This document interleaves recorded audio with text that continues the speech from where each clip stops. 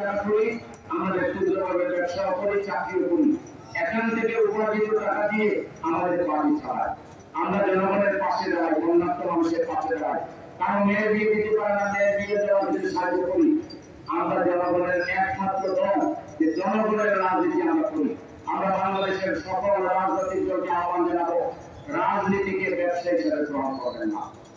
রাজনীতিকে ব্যবসা হিসেবে যারা গ্রহণ করবেন তারা চাঁদাবাজিতে লিপ্ত হবেন, কেন্দ্রবাজিতে লিপ্ত হবেন, খুনে লিপ্ত হবেন, দর্শনে লিপ্ত হবেন, তারা ন্যায় বিচার থেকে জাতিকে বঞ্চিত করবেন। আর এই জাতি যা সহ্য করতে পারবে না, এটা গ্রহণ করতে পারবে না। অতএব এখন আমাদের আগামী রাজনীতি কিভাবে হবে, আমাদের ছাত্র সমাজ একটা গাইডলাইন আমাদেরকে দিয়েছে। এই গাইডলাইনের ভিত্তিতে বাংলাদেশ আগামী দিনে চলবে ইনশাআল্লাহ। এই গাইডলাইনের বাইরে দিয়ে যারা রাজনীতি করবেন তারা রাজনীতিতে টিকে থাকতে পারবেন না। বাংলাদেশে জামায়াতে ইসলামের প্রতি উত্তর মানুষের সমর্থন আসতেছে। জামায়াতের আমির এই সিলেটের একটি সন্তান ডাক্তার শফিকুর রহমান যেখানে যাচ্ছেন, উচ্চে পড়া জনগণের ভিড় সেখানে দেখা যাচ্ছে।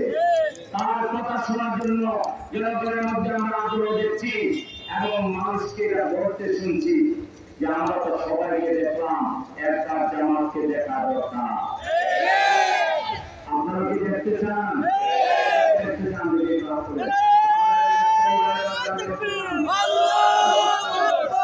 সবাইকে দেখেছি, আমরা চাই। আমরা যদি বিজয়ী হই তাহলে আমরা এমন এক দেশ উপহার দিব যে দেশে শিশু শ্রম থাকবে না, যে দেশের শিশুর উপর কোন জন্ম নির্যাতন হবে না, যে দেশের শিশুর অধিকার হরণ হবে না, যে দেশের শ্রমিককে আমরা মালিকের মতো করে বেতন দিব। মালিক ইনকাম করে যে আয় করে আমার শ্রমিক ভাইয়ের ইনকাম সমপরিমাণ হবে। মর্যাদা সেই শ্রমিকরা দেশে বসবাস করবে। কোন শ্রমিককে তুচ্ছ তাচ্ছিল্য করা, অবহেলা করা, অসম্মান যে করবে তাকে বাংলাদেশের শ্রমিক সমাজ জনগণ গ্রহণ করবে না। আমরা যদি ক্ষমতা যাই, নারীরা ইজ্জত নিয়ে ইচ্ছে মতো স্বাধীনভাবে বাংলাদেশে তারা বিচরণ করবে, ব্যবসা করবে, বাণিজ্য করবে, সব কিছু তারা করতে পারবে। তাদেরকে আল্লাহ তাআলা বিধান দিয়েছেন, অবশ্যই বাংলাদেশের নারীরা তারা ধর্মপরায়ণ, তারা স্বাধীনভাবে আল্লাহ বিধানের ব্যাপারে তারা চিন্তা করবে, প্র্যাকটিস করবে। যারা আমাদের বিরুদ্ধে অপপ্রচার করে আমরা ক্ষমতায় গেলে নারীরা বন্দী হয়ে যাবে, বাংলাদেশ আফগানিস্তান হয়ে যাবে, বাংলাদেশ ফিলিস্তিন হয়ে যাবে। এটা হলো জামায়াতে ইসলামীকে যারা ভয় করে, জামায়াতের অগ্রগতিকে যারা ভয় করে, তারা সেই ভয় থেকে আবুল তাবুল বকে জনগণকে জামাত থেকে বিচ্ছিন্ন করতে চায়। জামাত আমরা এলাকায় আছি না? আমাদের দ্বারা কোনো ভুলের ইজ্জত কখনো হয়েছে? আমাদের পাশ দিয়ে কোন স্কুলের মেয়ে গেলে, মহিলা গেলে, আমাদের ছেলেমেয়েরা, আমাদের পুরুষরা কোনদিন কোন নারীর প্রতি বাঁকা চোখে তাকিয়েছে তার একটা প্রমাণ দেখানো যাবে? আমরা ক্ষমতায় গেলে নারীর মর্যাদা বৃদ্ধি পাবে। আমরা ক্ষমতায় গেলে এমন ভাবে দারিদ্র বিমোচন করবো, কোন দারিদ্র বাংলাদেশে খুঁজে পাওয়া যাবে না। দারিদ্রকে আমরা ইমানের পাঠিয়ে দেবো। আমরা ইসলামিক ব্যাংকিং পদ্ধতি যেভাবে চালু করেছি, আমরা ফরজে হাসানাত ব্যাংক চালু করব। ফরজে হাসানাত ব্যাংক আমরা চালু করব, যে ব্যাংকে আমরা সবাইকে একটা করে কার্ড দেব। আমি 2 লাখ টাকা 3 লাখ টাকা মতো উঠে পাবেন লিমিট থাকবে, 10,000 20,000 50,000 যার যা যত খুশি ভালো উঠে নেওয়া খরচ করবেন, আস্তে আস্তে বিনা সুদে এটা পরিশোধ করবেন। 2 লাখ নিলে 10 বছর পরে 2 লাখ দিবেন, 2 লাখ 2,000 দেওয়া লাগবে না। এরকম একটা ব্যাংক বাংলাদেশে কেমন হবে? চান দেখি শ্রমিক মেয়েরা চান কিনা? এরকম একটা পর্যাপ্ত ব্যাংক বাংলাদেশে চান? আরে সেটা জামাত ইসলামী ছাড়া আর কেউ দিতে পারে না। কারো মাথায় চিন্তাও নাই।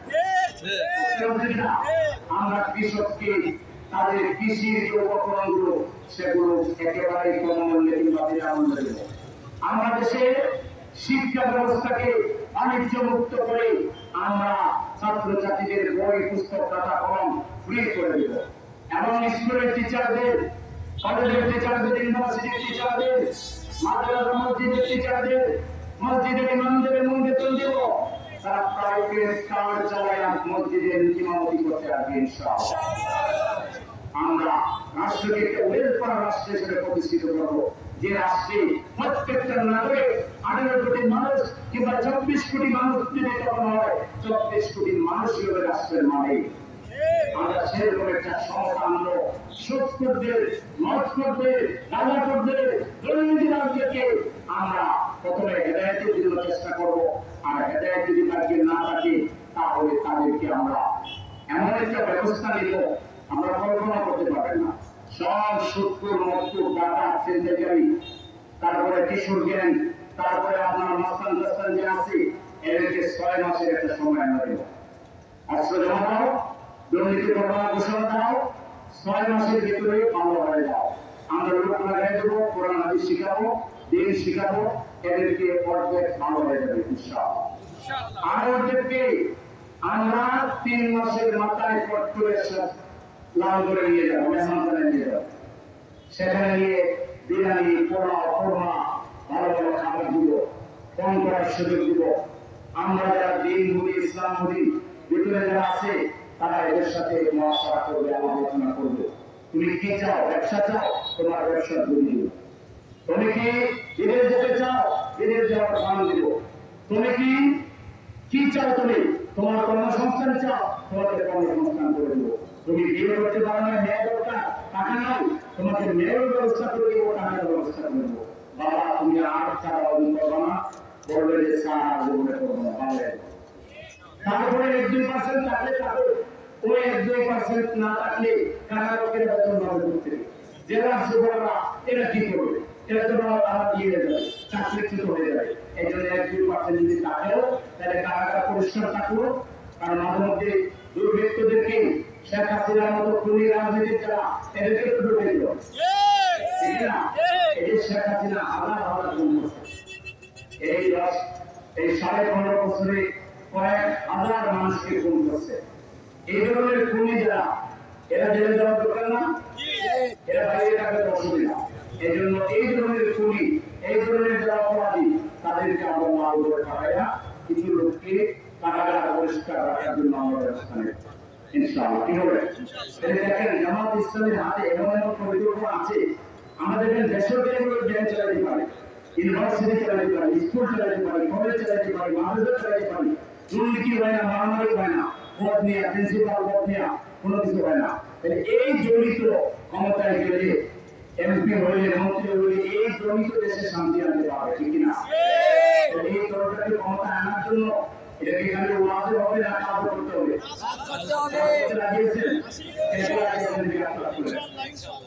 আল্লাহ রাসূলের সুন্নাত হলো দিন বিজয় করার জন্য তিনি দাওয়াতি কাজ করেছেন, ঘরে ঘরে গিয়েছেন।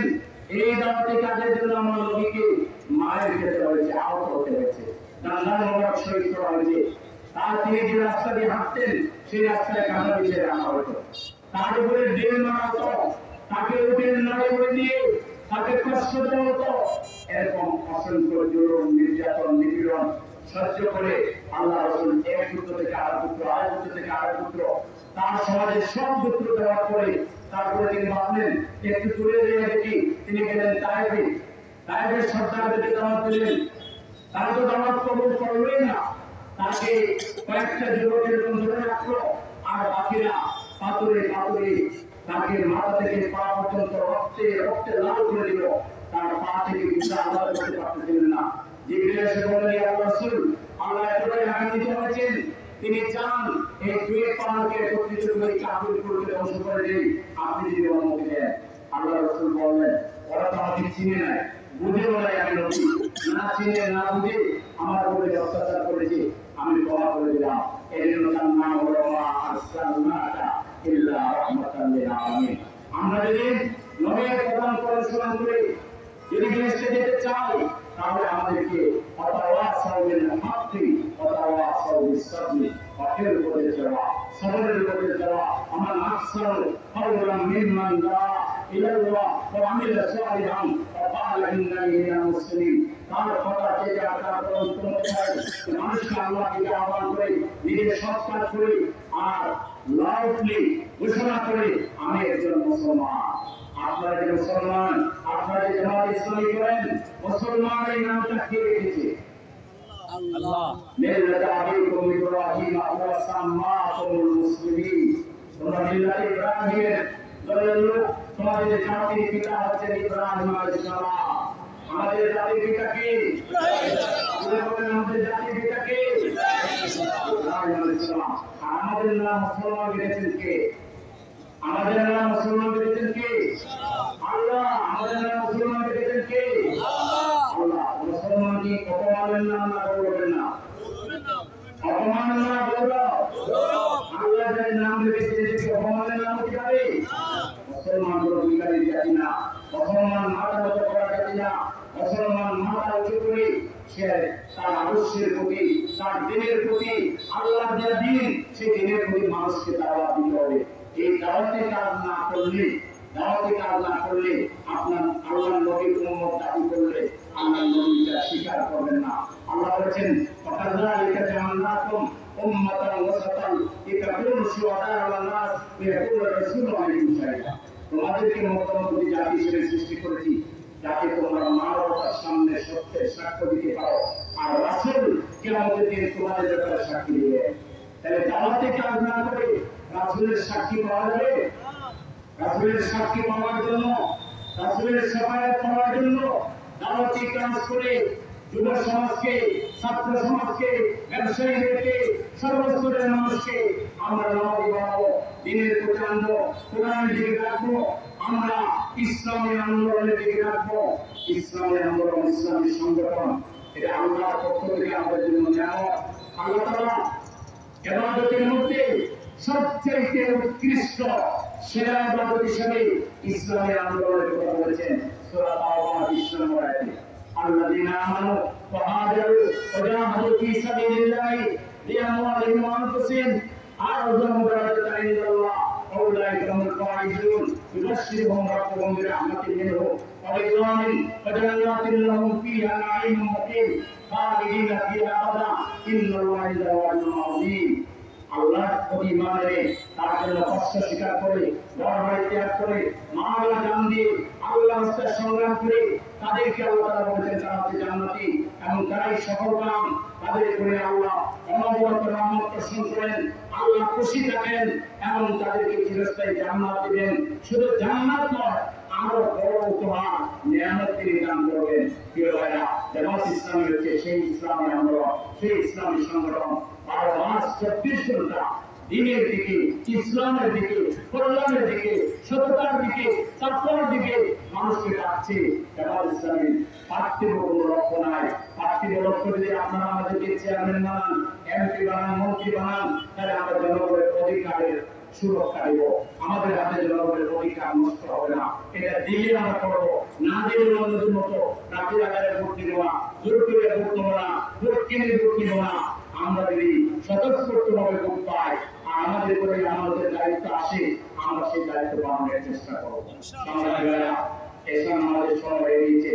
আমি আপনাদের কাছে আহ্বান জানাবো, এই বিয়ানীবাজার গোলাপগঞ্জ জেলা উপজেলা, যেখানে আমাদের অনেক প্রবাসীরা রয়েছে, যাদের রেমিটেন্সে বাংলাদেশের অর্থনীতির একটা বড় সংস্থান হয়, যোগান হয়, বিদেশ থেকে রেমিটেন্স আসে, এদের অর্থনীতির মূল চালিকা শক্তি গোলাপগঞ্জ জেলার লোকেরা কষ্টার্জিত টাকা দেশে পাঠিয়ে এই দেশকে সামনের দিকে এগিয়ে নিয়ে যাওয়ার জন্য চেষ্টা করে।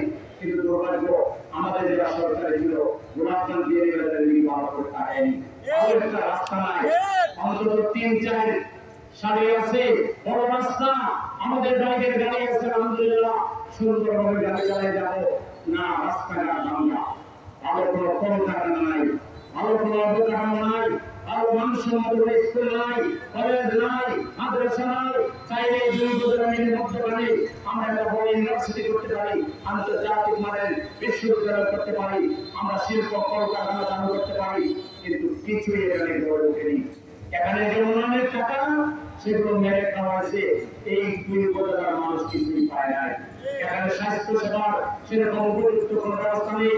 গ্যাস আছে, তেল আছে, এই গ্যাস আর তেল দিয়ে বাংলাদেশের অর্থনীতি একটা বড় চূড়ান্ত হয়, কিন্তু এই দুই উপজেলার মানুষ এখান থেকে যে ধরনের সহযোগিতা পাওয়ার কথা, এই দুই উপজেলার মানুষকে এভাবে মূল্যায়ন করার কথা, এই দুই উপজেলার মানুষকে মূল্যায়ন করা হয়নি।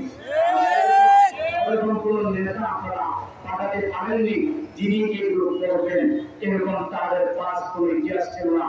আল্লাহর রহমতে আপনারা যদি জামাত ইসলামীকে পছন্দ করেন, জামাত ইসলামীকে যদি চয়েস করেন, এই গোলাপগঞ্জ জেলায় আপনারা এমন কিছু অবকাঠামো দেখবেন, হাসপাতাল দেখবেন, স্কুল দেখবেন, কলেজ দেখবেন, মাদ্রাসা দেখবেন, ইউনিভার্সিটি দেখবেন, কলকারখানা দেখবেন, এবং আমাদের সোনার জেলা আমি বিদেশ করবে না, ইনশাআল্লাহ তারা দেশে থেকে 1 লাখ 2 লাখ টাকার বেতন পেয়ে মা বাবার মুক্তি, মা বাবার অন্তরকে সার্থক করবে, মুখকে উজ্জ্বল করবে, এরকম একটা গোলাপগঞ্জ জেলা তৈরি করার জন্য আমাদের কিছু পরিকল্পনা আছে।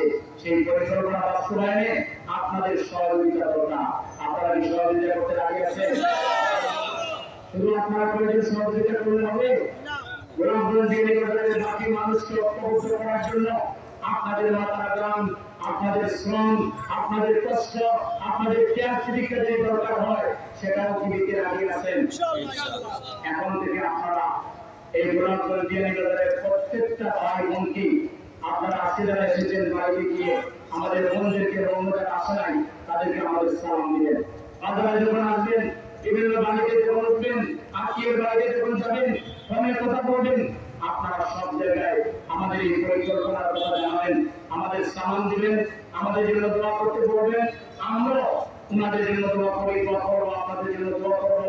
আপনারা গোলাপগঞ্জ বিহারীবাজারের মানুষকে ঐক্যবদ্ধ করে একটি আগামীর সম্ভাবনাময়, আগামীর এমন একটা আকর্ষণীয়, এমন একটা উন্নত গোলাপগঞ্জ বিহারীবাজার যেটা আপনারা কল্পনা করতে পারবেন না, সেটি করার জন্য আপনারা সৎ, যোগ্য, ক্ষুধাবেদ, আল্লাহর নেতৃত্ব, যারা আল্লাহ কোথায় স্মরণ করে, যারা আল্লাহর নামে স্লোগান দেয়, যারা বলেন নারায়ে তাকবীর, আল্লাহু আকবার, যারা বলেন লা ইলাহা ইল্লাল্লাহ মুহাম্মাদুর রাসূলুল্লাহ, আমাদের মনের কথাগুলো বলবে, আমরা সেই দলকে, সেই নেতাদেরকে গ্রহণ করবো যারা মানুষের নামে স্লোগান দেয়, আল্লাহর পক্ষ থেকে খায় নিজে, আর মানুষের নামে স্লোগান দেয়, মানুষের পথে চলে। আমরা ওইসব মানব রচিত নেতা এবং তাদের আদর্শের দিকে আমরা যেতে চাই না, আমরা আল্লাহর পথে থাকতে চাই। আমাদের সত্য একটাই, আমরা আল্লাহর পথে লড়াই হই। আমরা এই বাংলাদেশের প্রতিটা ইঞ্চি মাটিকে আমরা যতক্ষণ পর্যন্ত আমাদের এই জাতির জন্য শক্তিশালী হিসেবে গড়ে তুলতে না পেরেছি, ঐক্যবদ্ধ বাংলাদেশ হিসাবে 58,000 বর্গ কিলোমিটার মাটিকে আমরা যতক্ষণ পর্যন্ত তৈরি করতে না পেরেছি, আমাদের সংগ্রাম চলছে এবং চলবে। আমরা কোন অন্যায়ের কাছে মাথা নত করবো না, আমরা কোন বিপদের কাছে, আমরা কোন জেলের কাছে, আমরা কোন স্বৈরাচারী খুনির কাছে, আমরা কোন আধিপত্যবাদী শক্তির কাছে আমাদের ঈমানকে বিক্রি করব না, আমাদের মদত বিক্রি করব না, আমাদের অস্তিত্বকে আমরা প্রশ্নবিদ্ধ করব না। আমরা আল্লাহ শুকরিয়া আদায় করি, এবার আমাদের স্বাধীনতা কারো কোনো দয়া চাই, শুধু আল্লাহর দয়ায় আর মানুষের চেষ্টা হয়েছে।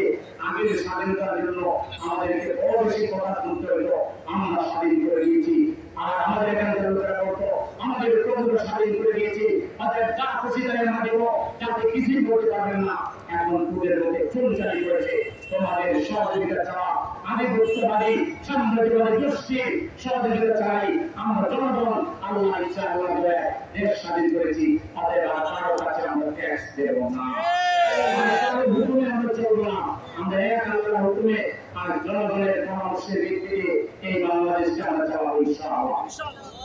সেই বাংলাদেশের জন্য আমরা প্রত্যেকটা নাগরিক, শ্রমিক, কৃষক, ব্যবসায়ী, আলেম ওলামা, আমাদের সর্বসাধারণ ছাত্রগুলো আমরা সবাই ঐক্যবদ্ধ থাকবো, ঐক্যবদ্ধভাবে কাজ করবো। আল্লাহ আমাদেরকে সেই তৌফিক দান করুন। আজকে সিরাজুল নবী সাল্লাল্লাহু আলাইহি ওয়াসাল্লাম আলোচনা সভা, এই আলোচনা সভা সফল হবে যদি জীবনের সকল ক্ষেত্রে মুহাম্মদ রাসূলুল্লাহ সাল্লাল্লাহু আলাইহি ওয়াসাল্লামকে নেতা মেনে তার পদাঙ্ক অনুসরণ করে, তার আদর্শ অনুসরণ করে আমাদের ঘুমা থেকে শুরু করে, ভাত খাওয়া থেকে শুরু করে আমাদের সর্বস্তরে জীবনের প্রতিটি ফিল্ডে আমরা যদি মোহাম্মদ রাসূলুল্লাহ সাল্লাল্লাহু আলাইহি ওয়াসাল্লামকে নেতা মেনে তার আদর্শ অনুসরণ করে যদি আমরা ব্যক্তি পরিবার সমাজ রাষ্ট্র চলতে পারি, চালাতে পারি, তাহলে আমাদের এই আলোচনা সভা সফল হবে। আজকে শহীদ পরিবার এখানে অনেকে আছেন, আমাদের অসংখ্য শহীদ পরিবার, আমাদের এই শহীদ পরিবার আমাদের গর্ব, আমাদের অহংকার। তারা যদি বুক চিতে জীবন বাজি রেখে এই দেশকে মুক্ত করার জন্য যদি কাজ না করতেন, তাহলে আজকে আমরা এই সুন্দর পরিবেশ পেতাম না। এখন আমাদের শহীদ পরিবারগুলোকে জাতীয় বীর হিসেবে শহীদদের ঘোষণা করতে হবে। শহীদ পরিবারগুলোর জন্য আলাদা মূল্যায়নের ব্যবস্থা রাখতে হবে। আমাদের পরিবারগুলোকে আমাদেরকে জাতীয় বীর ঘোষণা করতে হবে, তাদের জন্য আলাদা মূল্যায়নের ব্যবস্থা রাখতে হবে। এবং আমাদের এই শহীদেরা যে শিক্ষা আমাদেরকে দিয়ে গেছে, সেই চেতনায় আমরা যেন আমাদের জীবন পরিচালনা করতে পারি। আমরা আমাদের শহীদ পরিবারকে বলবো, জামাত ইসলামী এই আন্দোলনের শুরু থেকেই এই ছাত্রদের পাশে দাঁড়িয়েছিল, জনগণের পাশে দাঁড়িয়েছিল, আমাদের পাশে দাঁড়িয়েছিল, আমাদের শহীদ পরিবারের পাশে দাঁড়িয়েছিল। এটা শুধু অহংকার নয় কিংবা তৃতীয় নয়, আমরা আজীবন এই শহীদ পরিবারের পাশে থাকবো। তাদের যে কোনো সুবিধা অসুবিধায় আমরা পাশে দাঁড়াবো। আপনাদের আমরা জানাই, আপনারা পাশে দাঁড়াবেন, আপনারা সহযোগিতা করবেন, এই প্রত্যাশা ব্যক্ত করে আপনাদের সবাইকে ধন্যবাদ জ্ঞাপন করে শুকরিয়া জানিয়ে আমি আমার কথা এখানে শেষ করছি। আল্লাহ হাফেজ। বাংলাদেশ জিন্দাবাদ, বাংলাদেশ জামাত ইসলামী জিন্দাবাদ। আসসালামু আলাইকুম ওয়া রাহমাতুল্লাহি ওয়া বারাকাতুহু। ওয়া আলাইকুম আসসালাম ওয়া রাহমাতুল্লাহি ওয়া বারাকাতুহু।